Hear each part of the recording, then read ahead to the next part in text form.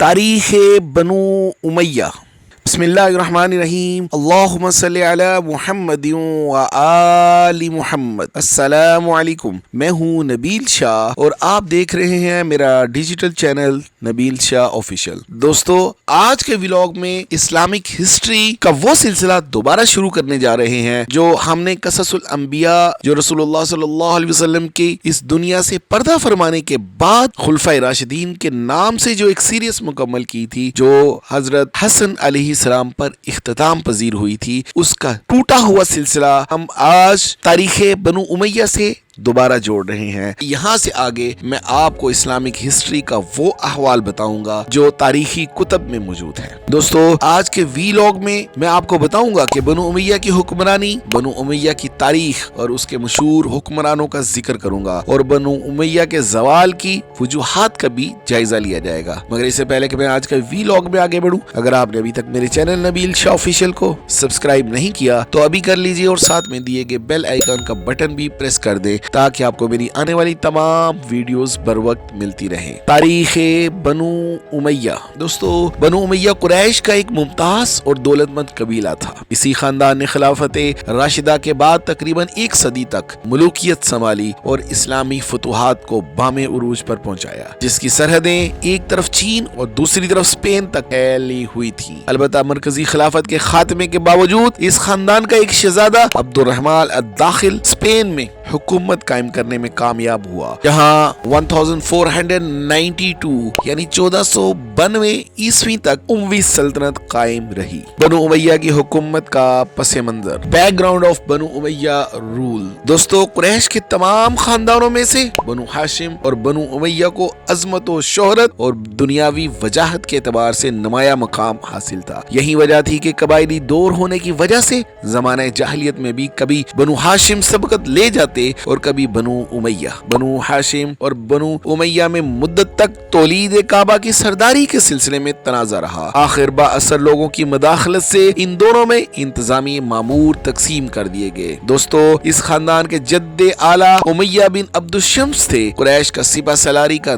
मनसब बनु Makhzum से इस खानदान में मुंतकिल हो गया। जमाने जाहिलियत में सिपा सलारी का ओहदा इस खानदान में से हर्ब बिन उमय्या और फिर अबू सुफियान के पास रहा। अबू सुफियान ने फतह मक्का के वक्त इस्लाम कबूल कर लिया और उनके बेटे अमीर माविया के जरिए बनु उमय्या की हुकूमत की बुनियाद पड़ी। दोस्तों, खुलफाए राशिदीन के जमाने में बनु उमय्या ने बड़े कारनामे सर अंजाम दिए। हजरत उमर फारूक के दौर में अमीर माविया दिमिश्क के गवर्नर बने और हजरत उस्मान गनी के दौर में उन्हें पूरे सूबा शाम का गवर्नर बना दिया गया। हजरत उस्मान गनी की शहादत के बाद सन 35 हिजरी 35 हिजरी में हजरत अमीर माविया ने कसासी उस्मान के लिए आवाज उठाई और इस आड़ में मरकजी हुकूमत से खुद मुख्तार हो गए। जंग सफीन के बाद मुस्लिम रियासत दो हिस्सों में तकसीम हो गई। आधी खिलाफत जो हजरत मौला अली अलैहिस्सलाम के पास रही और आधी मुल्कियत या बादशाहत जो हजरत अमीर माविया के हाथ में रही। दोस्तों, हजरत अली अलैहिस्सलाम की शहादत के बाद इमाम हसन अलैहिस्सलाम खुद हुकूमत से दस्तबरदार हुए। इस तरह हजरत अमीर माविया मुकम्मल रियासत के बादशाह बन गए, बल्कि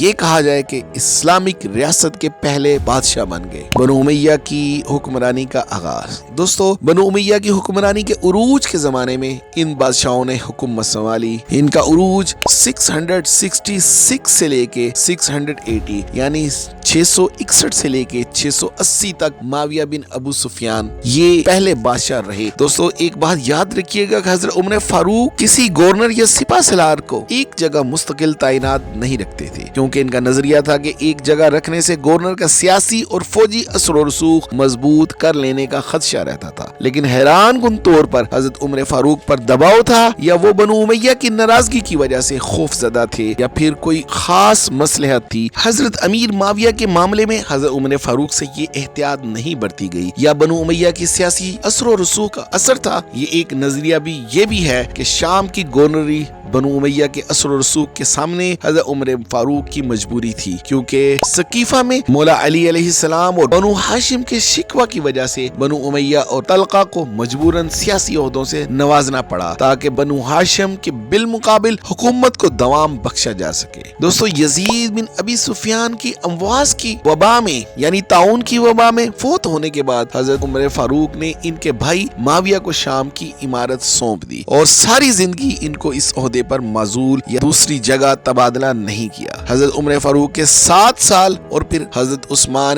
गनी के 10 साल 6 माह यानी तकरीबन 18 साल तक हजरत अमीर माविया एक ही सूबे पर गवर्नर नाफिज रहे। दोस्तों, यूं फतेह मक्का के दिन माफी मांग कर दीन में दाखिल होने वाला ये उमवी ग्रोह शाम में इतना ताकतवर हो गया कि मरकजी खिलाफत को चैलेंज कर दिया। जब हजरत मौला अली अलैहिस्सलाम ने खिलाफत संभालने के बाद हजरत अमीर माविया को गवर्नरी से माजूल करने के बाद अपनी खिलाफत की बैत तलब की तो उन्होंने न सिर्फ बैत करने से इनकार कर दिया बल्कि शाम की गवर्नरी छोड़ने से भी इनकार कर दिया और अपनी सियासी और फौजी असर-ओ-रसूख की बिना पर खलीफा राशिद के मुकाबले में 1 लाख का लश्कर ला खड़ा किया। शाम से हासिल होने वाली ज़कात और बैतुल माल की रकूम भी रोक ली और मौला अली अलैहिस्सलाम की खिलाफत तस्लीम करने से इनकार कर दिया। दोस्तों, बहुत अहम मालूमात आपको देने जा रहा हूँ कि जोग्राफी एतबार से शाम का स्ट्रेटेजिक सूबा जो कि हिजाज और अरब की फाइनेंशियली शारक था, इस पर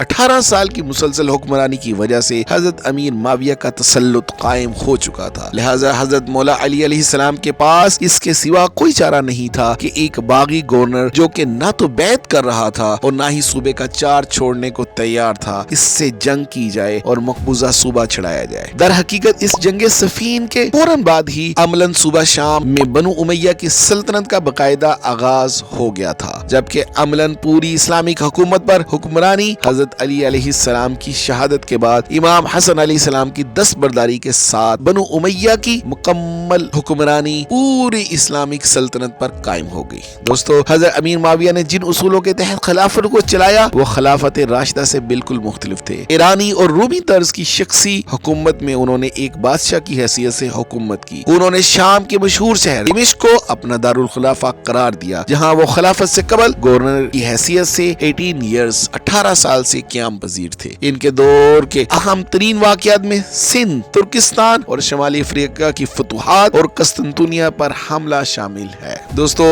एक बात याद रखिएगा कि हजरत अमीर माविया ने ही क़सास उस्मान रज़ी अल्लाह तआला अन्हु का वो मुतालबा खड़ा किया जिसने दोनों तरफ से 1 लाख से जायद मुसलमानों की जान ले ली, जिनमें से 1000 मोतबर सहाबा इकराम भी शामिल थे और क़यामत तक मुसलमानों के बीच तफरका डाल दिया। लेकिन हैरान कुन तौर पर उन्होंने अपने दौरे हुकूमत में कातिलाने उस्मान फिर भी ना पकड़े और हजरत अमीर माविया ने इख्तिदार पर काबिज होने के बाद 20 साल और सूबा शाम पर टोटल 37 साल ऐशो उशरत वाली हुक्मरानी में गुजार दिए, मगर जुबान पर कभी भी क़सास उस्मान का नाम दोबारा ना लेकर आए। यजीद बिन अबी सुफियान से लेकर बनु उमैया के आखिरी खलीफा मरवान बिन मोहम्मद तक तकरीबन 118 ईयर्स 118 साल तक बनु उमैया ने शाम पर हुक्मरानी की। अहले शाम के लोग बनु उमैया और हजरत अमीर माविया की अलावा इस्लाम की किसी हस्ती को अच्छी तरह नहीं जानते थे। जो इस्लाम ये उमवी हुक्मरान वहां लेकर गए उसी इस्लाम को वो जानते थे, जबकि शामियों को साबिकून अव्वलून और वो मुहाजिरीन का कुछ इल्म नहीं था कि ये कौन थे, इनकी हिस्ट्री क्या थी, इस्लामिक हिस्ट्री में मुहाजिरीन का क्या किरदार था। ना ही कभी शाम पर अंसारो मुहाजिर सहाबी को कभी गवर्नरी नसीब हुई। यही वजह थी कि जब यजीद ने अहले हुर्रा की सरखोबी के लिए फौज भेजी, वो सब के सब शामी थे जिन्हें मक्का और रसूल अल्लाह सल्लल्लाहु अलैहि वसल्लम के शहर की हुर्मत से कोई लेना देना नहीं था। इनके लिए अहले मदीना सिर्फ अमीर यजीद के बागी थे। यही वजह थी कि नवासे रसूल इमाम आली मुकाम मौला हुसैन अलैहिस्सलाम का कटा हुआ सर जब यजीद पलीद को पेश किया गया तो उस वक्त दरबार में मौजूद लोग नाउजुबिल्लाह उन्हें एक बागी का कटा हुआ सर समझते थे। यजीद बिन माविया की हुक्मरानी 680 to 683 680 से 683 यजीद बिन माविया की हुक्मरानी का दौर। दोस्तों, हजरत अमीर माविया ने अपने बाद अपने बेटे यजीद को जानशीन मुकर्रर किया। खिलाफत राशिदा के जमाने में खलीफा का इंतखाब मशवरे से किया जाता था और कभी किसी खलीफा ने अपने बेटे को खुद अपनी जिंदगी में खलीफा नहीं बनाया था। इसमें शक नहीं कि हजरत अमीर माविया ने इस मसले पर मुमताज लोगों से मशवरा कर लिया था और यजीद की बैत हज के मौके पर हजारों अफराद ने की थी, लेकिन ये बैत दबाव के तहत की गई थी। हजरत अमीर माविया हर हाल में अपने बेटे को खलीफा बनाना चाहते थे। हालांकि حالانکہ امام حسن علیہ السلام سے معاہدہ ہوا تھا کہ یزید کو خلیفہ نہیں بنایا جائے گا۔ یزید کی جانشینی کی 5 ممتاز صحابہ کرام نے کھل کر مخالفت کی تھی، جن میں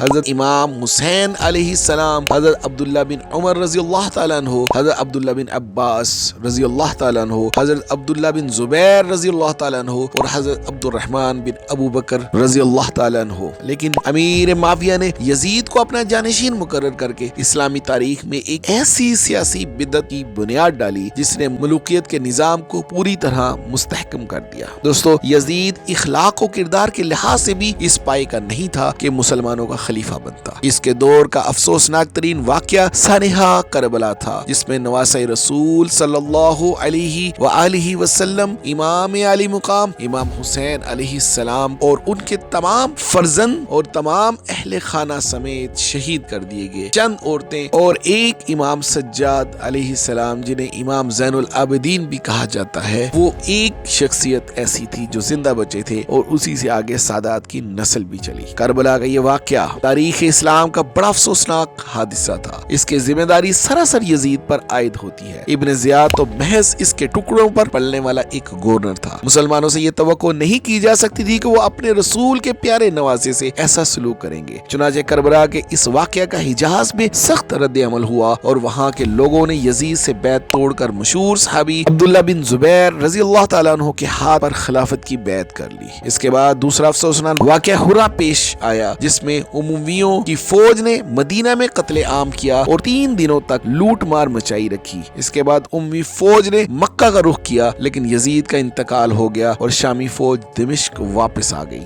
دوستو، یزید کے مرنے کے بعد امیر معاویہ کے خاندان کی حکومت کا خاتمہ ہو گیا اور یزید کے لڑکے نے حکومت قبول کرنے سے انکار کر دیا۔ اس صورتحال میں عوام کی نظریں عبداللہ بن زبیر، جو 685 سے لے کے 695 یعنی 685 سے لے کے 695 تک حکومت کرتے رہے، اور ان کے ہاتھ پر زیادہ لوگوں نے بیعت کر لی اور قریباً تمام السابقون الاولون اور تمام انصار و مہاجرین نے ان کے ہاتھ پر بیعت کر لی، اور مصر، شام، عراق بلکہ پوری اسلامی خلافت پر عبداللہ بن زبیر کے تحت آ گئی۔ لیکن تھوڑے ہی عرصے میں مرج راحت کے مقام پر عبداللہ بن زبیر اور بنو امیہ کے حامیوں کے درمیان ایک سخت جنگ ہوئی، جس میں بنو امیہ کامیاب ہوئے اور شام سے عبداللہ بن زبیر کا اقتدار ختم ہو گیا۔ تاہم باقی دنیا اسلام پر ان کا اقتدار اگلے 7 سالوں تک قائم رہا۔ اس کشمکش میں اموی حکمران عبد الملک بن مروان کامیاب ہوا، بھی ان کا قبضہ ہو گیا۔ عبداللہ بن زبیر ایک سپہ سالار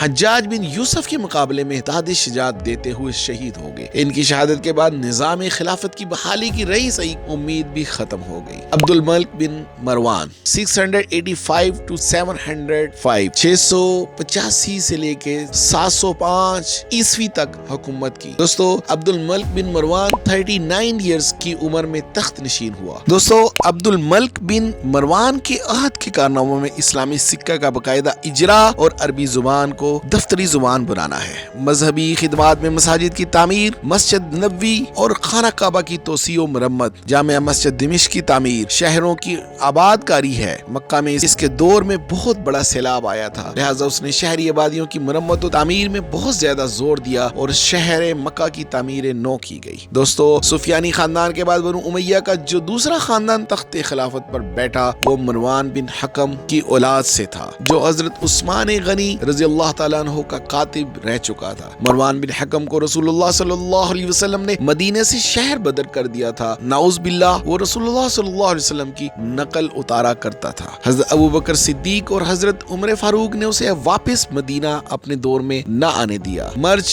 راحت کی جنگ کے بعد صرف 9 ماہ تک خلافت پر فائز رہا اور اس کے مرنے کے بعد اس کا بیٹا عبد الملک تخت پر بیٹھا۔ وہ عبداللہ بن زبیر کو شکست دینے کے بعد پوری اسلامی مملکت کا حکمران بن گیا، جسے خاندان بنی امیہ کا حقیقی بانی سمجھا جاتا ہے۔ ولید بن عبد الملک 705 to 715 705 سے لے کر 715 عیسوی تک حکومت کی۔ دوستو، خلافت بنو امیہ میں ولید بن عبد الملک کا دور نہایت مستحکم دور تھا۔ ترکستان یعنی وسط ایشیا کے ایک حصے پر اگرچہ مسلمانوں کا تسلط قائم ہو چکا تھا، مگر سمرقند و بخارا کے نواح میں حکمرانوں کا رویہ باغیانہ تھا۔ سن 86 6 हिजरी में हज्जाज बिन यूसुफ ने कबीबा बिन मुस्लिम को एक बड़े लश्कर सिपहसालार बनाकर समरकंद और बुखारा की तरफ भेजा। चुनांचे समरकंद बुखारा को फतह करते हुए सन 90 हिजरी में काशगर यानी चीन तक पहुंच गए। इसी अहद में हज्जाज बिन यूसुफ ने दूसरा लश्कर मोहम्मद बिन कासिम की सरबराही में हिंदुस्तान भेजा, जिसने सिंध को फतह किया। और दोस्तों,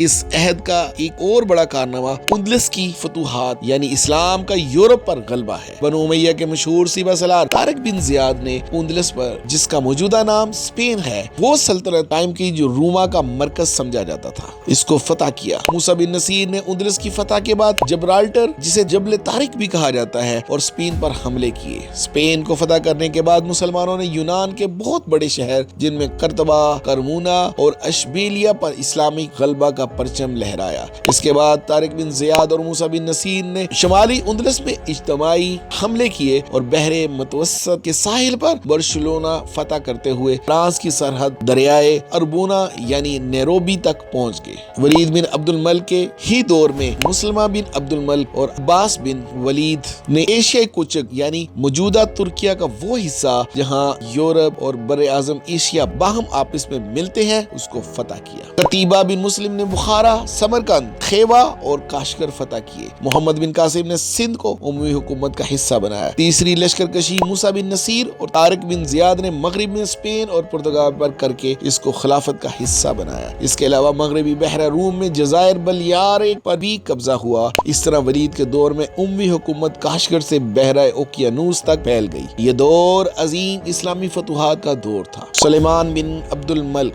दौरे हुकूमत 715 to 717 715 से 717 तक हुकूमत की। दोस्तों, सुलेमान बिन अब्दुल मलिक के दौर में जरजान और तबरिस्तान जो शुमाली ईरान के इलाके हैं इस्लामिक सल्तनत में शामिल हुए।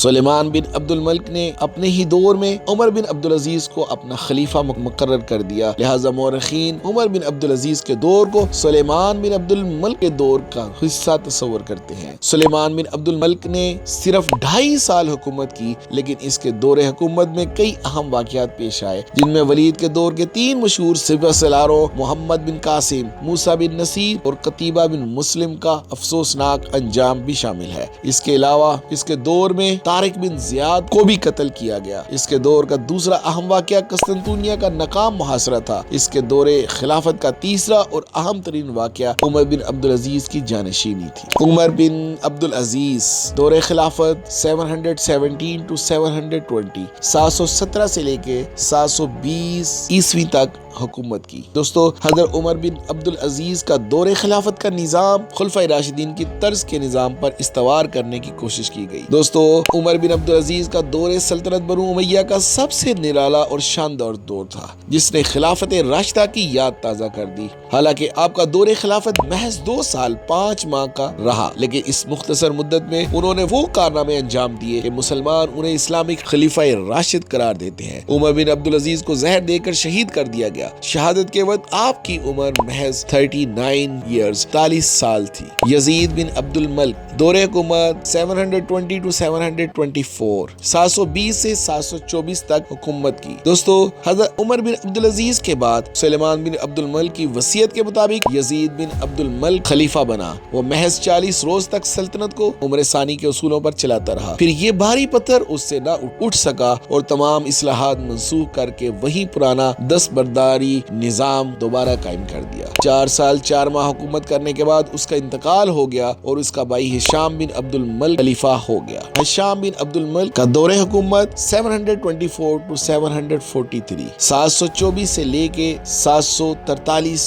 ईस्वी तक 20 साल तक हुकूमत की और वो खानदाने बनु उमैया का आखिरी बड़ा हुक्मरान था। दोस्तों, इसके जमाने में सल्तनत के हुदूद दागिस्तान, एशियाई कुचिक और मौजूदा सेनेगाल और माली तक पहुंच गई, जबकि मराकश का इंतहाई जनूबी हिस्सा भी इसी के दौर में सल्तनत का हिस्सा बना। इसके जमाने में सिंध के गवर्नर जुनैद कश्मीर तक वो तमाम इलाका फतह कर लिया जो अब पाकिस्तान है। इसके अलावा इसने हिंदुस्तान में मारवाड़, अजीन, गुजरात और बड़ूज तक भी फतह किया। کیا۔ اس کے دور کا سب سے اہم واقعہ مسلمانوں کا فرانس پر ناکام حملہ تھا، جہاں مسلمان عبد الرحمن الغافقی کی قیادت میں کوہ پائرنیس عبور کر کے جنوبی اور مغربی فرانس فتح کرتے ہوئے ٹورس کے مقام تک پہنچے، جو پیرس سے صرف 150 میل کے فاصلے پر ہے۔ یہاں مسلمانوں یورپ کی متحدہ افواج سے مقابلہ ہوا، جس میں امیر عبد الرحمن شہید ہو گیا اور مسلمانوں کو شکست ہوئی۔ مروان ثانی دور حکومت 744 to 750 744 سے 750 تک حکومت کی۔ دوستو، ہشام کے بعد بنو امیہ کا زوال شروع ہو گیا اور بالآخر مروان ثانی کے عہد میں مارکہ زاب میں شکست کے ساتھ ہی سلطنت امیہ کا خاتمہ ہو گیا۔ مروان شکست کھا کر مصر کی طرف بھاگا۔ عباسی فوجوں نے اس کا تعاقب کیا اور ہیرا کے مقام پر اس کو قتل کر دیا۔ دوستو، اس کے بعد ابو العباس الصفاح پہلے عباسی خلیفہ کی حیثیت سے تخت پر بیٹھا۔ دوستو، مروان ثانی کے قتل کے بعد بنو عباس نے چن چن کر امیوں کو قتل کیا، بلکہ یہاں تک کہ حضرت عمر بن عبدالعزیز کے علاوہ مرے ہوئے حکمرانوں کو قبروں سے اکھاڑ کر ان کی لاشوں کی بے حرمتی کی گئی۔ صرف ایک اموی شہزادہ عبد الرحمن الداخل بچ کر اندلس جا پہنچا اور وہاں اس نے اموی حکومت کی بنیاد رکھی۔ اسپین میں امویوں کی حکومت سن 138 ہجری 138 ہجری سے لے کر 428 ہجری تک قائم رہی۔ ان میں جو 20 سلاطین گزرے، جن میں بعض بڑے جلیل القدر حکمران تھے، اور ان کے عہد حکومت میں ہسپانیہ تہذیب، اسپین کی تہذیب اور تمدن کے انتہائی بلندیوں پر جا پہنچا۔ کرتبہ اور دمشق کی رفیع الشان مساجد اور عمارات آج بھی امیوں کے شاہانہ عروج و کمال کی یاد دلاتی ہیں۔ بنو امیہ کے دور کی خصوصیات۔ دوستو، سلطنت بنو امیہ کا آغاز عثمان غنی رضی اللہ تعالیٰ عنہ کی شہادت کے بعد سے ہی ہو گیا تھا۔ گویا حضرت عثمان غنی کی شہادت کا ایک نتیجہ بنو امیہ کی سلطنت کا آغاز بھی تھا۔ حضرت امیر معاویہ نے حضرت علی علیہ السلام کے آخری دور میں خلیفہ تسلیم کر لیے گئے اور سلطنت بنو امیہ کی بنیاد رکھی گئی۔ امیر معاویہ کی حکومت خالص شخصی حکومت تھی۔ انہوں نے اس کی استحکام و بقا کے لیے ہر ممکن تدبیر و طریقہ اختیار کیا، لیکن کسی حالت میں ان کا قدم دنیاوی حکمرانی کے نقطہ نظر سے جائز حدود سے باہر نہیں نکلا۔ لیکن جہاں تک اس بات کا تعلق ہے کہ حضرت امیر معاویہ نے کن حالات میں حکومت حاصل کی، تو اس سلسلے میں ان سے جو غلطیاں یا سختیاں سرزد ہوئیں وہ جائز نہ تھی۔ حضرت مولا علی علیہ السلام کے مقابلے میں ان کی صف آرائی اجتہادی غلطی کا نتیجہ تھی۔ آپ کے دور میں قاتلان عثمان پر سب و شتم کے رسم جاری ہوئی، جس کو خلافت کے دشمنوں نے حضرت مولا علی علیہ السلام کی طرف منسوب کر کے فساد کا ایک نیا دروازہ کھولا۔ سب سے بڑی غلطی یزید بن معاویہ کو ولی عہد مقرر کر کے خلافت کو مکمل موروثیت کا درجہ دینا تھا۔ اس غلطی نے خلافت کی اصل روح اور جمہوریت کی آزادی جو خلفائے راشدین کے دور میں برقرار تھی، اس کا خاتمہ کر دیا، اور نہ صرف بنو امیہ بلکہ ان کے بعد آنے والی دیگر خلافتیں بھی اپنی پیشرو کے نقش قدم پر چلی۔ دوستو، خاندان بنو امیہ میں حضرت امیر معاویہ، عبد الملک بن مروان، ولید بن ملک اپنی فتوحات، انتظامی صلاحیتوں اور تمدنی ترقیوں کے اعتبار سے ممتاز حیثیت رکھتے ہیں۔ ان کے بعد حضرت عمر بن عبدالعزیز اس خاندان میں بالکل مختلف قسم کے خلیفہ تھے، اور ان کا دور حکومت خلفائے راشدین کا نمونہ تھا۔ ان کا ہر قدم اصلاحی تھا، کوئی بھی پہلو دیگر اموی خلفاء کے مشابہ نہ تھا۔ ان کو خلیفہ راشد بھی کہا جاتا ہے۔ ہشام کے بعد یکے بعد دیگرے جو 3 خلفاء مسند اقتدار پر پہنچے، ان کا دور تاریخ میں کسی اہمیت کا حامل نہیں، البتہ انہیں بنو امیہ کے زوال کا ذمہ دار ٹھہرایا جا سکتا ہے۔ یہ تینوں حکمران ولید ثانی، یزید ثالث اور ابراہیم انتہائی عیش پرست تھے، مگر عقل و بصیرت سے ناآشنا تھے۔ دوستو، اس خاندان نے اپنی حکومت اور سلطنت کے استحکام کے لیے ظلم و تشدد اور لوگوں کو قتل کرنے سے بھی دریغ نہیں کیا۔ بنو امیہ میں زیادہ نامور اور قابل حکمران ہی اس غلطی کے مرتکب ہوئے۔ اس جبر و ظلم کا نتیجہ بھی ان کے حق میں بہتر ثابت نہ ہوا، حالانکہ اس وقت ان کا نظریہ اپنے دشمنوں کو راستے سے ہٹانا تھا، جس کا اثر الٹا ہوا۔ دوستو، بنو امیہ کی یہ خوبی انتہائی قابل تحسین ہے کہ اس نے خلافت راشدہ کی فتوحات کو وسعت دے کر مشرق و مغرب تک پھیلا دیا۔ مشرق میں چین اور مغرب میں بحر ظلمات تک انہوں نے اپنے زمانے کے متمدن دنیا کو فتح کر کے فخر حاصل کیا۔ براعظم افریقہ کے ریگستانوں اور ہندوستان کے میدانوں تک اسلام بنو امیہ کے خلافت میں ہی پھیلا۔ اس خلافت کے بعد مسلمانوں کو جدید فتوحات کا بہت کم موقع ملا، اور سب سے بڑی چیز یہ ہے کہ بنو امیہ کے بعد اسلامی حکومت ایک مرکز پر قائم نہیں رہی، بلکہ الگ الگ متوازی حکومتیں قائم ہونے لگی۔ دوستو، اسی کے ساتھ مجھے آج کے ویلاگ سے اجازت دیجیے۔ اگر ویڈیو اچھی لگے तो लाइक करें। मजीद ऐसी इन्फॉर्मेटिव व्लॉग्स देखने के लिए मेरे चैनल नबील शाह ऑफिशियल को सब्सक्राइब करना मत भूलिएगा और साथ में बेल आइकॉन का बटन भी प्रेस कर दें ताकि आपको मेरी आने वाली तमाम वीडियोस बर वक्त मिलती रहें। अब तक के लिए इतना ही। बहुत जल्द अपने अगले व्लॉग में आपसे दोबारा मुखातिब होऊंगा। तब तक के लिए मुझे इजाजत दीजिए। अपना, अपने अजीज व क़रीब और गिरदोनवा में रहने वाले लोगों का ख्याल रखें। अल्लाह हाफिज।